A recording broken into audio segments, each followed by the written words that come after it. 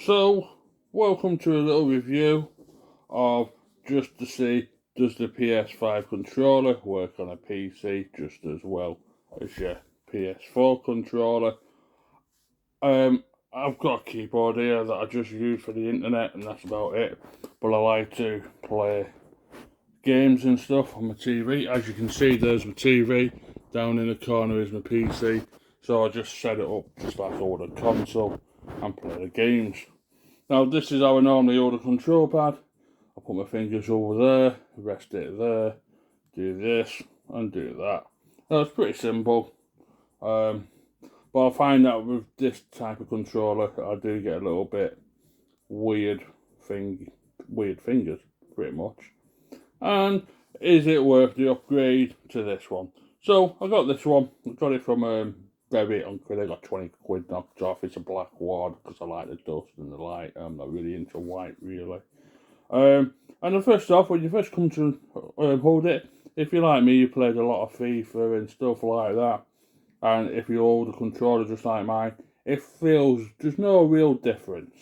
This bit here feels a little bit more protruded, but there's no difference in my book. And this is how I play it, just like that, exactly the same.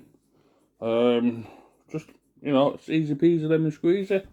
Because I've just focused myself on my fingers here, I'm actually noticing it. But there's no real difference between how I hold it, how I play it. When I first picked this up and put it on, because this died a long time ago, this has got really bad battery life in it now. When I first got this, I felt zero difference. Apart from just that little bit of a, just like a little bit of a lump there. But, I don't know if you noticed, this controller is bigger than this controller, and I just don't feel the difference in the size in my hands. So, based on all that, based on how you hold it, how you use it, stuff like that, it's totally the same. But of course, the difference being, is it any good for playing on your thing? So here we go. Just going to continue my career. I'm going to show you how I play this if I can. I am Man United, by the way, and I'm going to be playing Liverpool next. Oh, I forgot all this. So I'm just going to pause it a sec. So I'm not quite sure how I'm going to do this, but I'm going to give you my first impressions that I've had so far. When I first got it, it felt perfect. It felt just like all the passing was brilliant, all the lobbing, the shooting, the movement on the things. Also noticed there's no padding on here like there is from the old style one. Look how dirty that is. Pardon me. So all the padding on here just basically come off. There don't seem to be any apart from whatever that is. But yeah.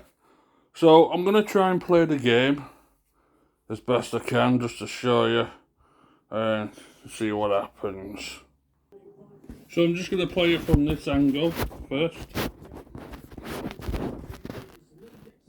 So you know what I'm doing. Very unprofessional, I know.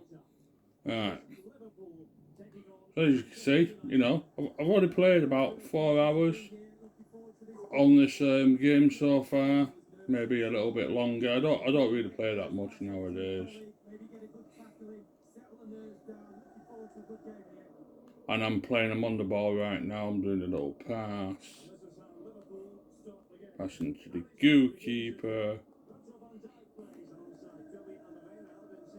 And yeah.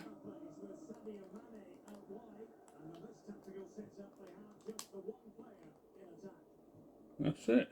It just feels exactly the same as last time, except it's more. I think it's more responsive. I'm pretty sure it's more responsive. But there are a couple of things that happen. But it's like there's no difference at all. I think Liverpool's just got a penalty. What the juice? Oh, that's well shady. That is. I didn't even do anything.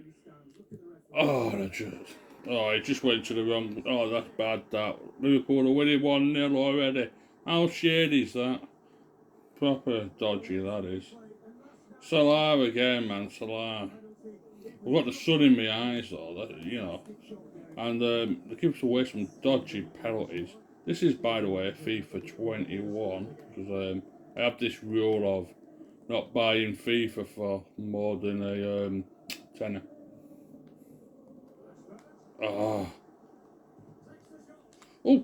Ah. So, yeah. From that angle, it all looks cool. Let's try another angle. So, from this angle, alright, here we go. And I tell you another thing, it feels a lot more comfortable, especially when you first pick it up. I was reading reviews that people were saying it was a bit uncomfortable. But for me, it's absolutely perfect. And I don't have the biggest hands in the world, but I don't have the smallest hands in the world either.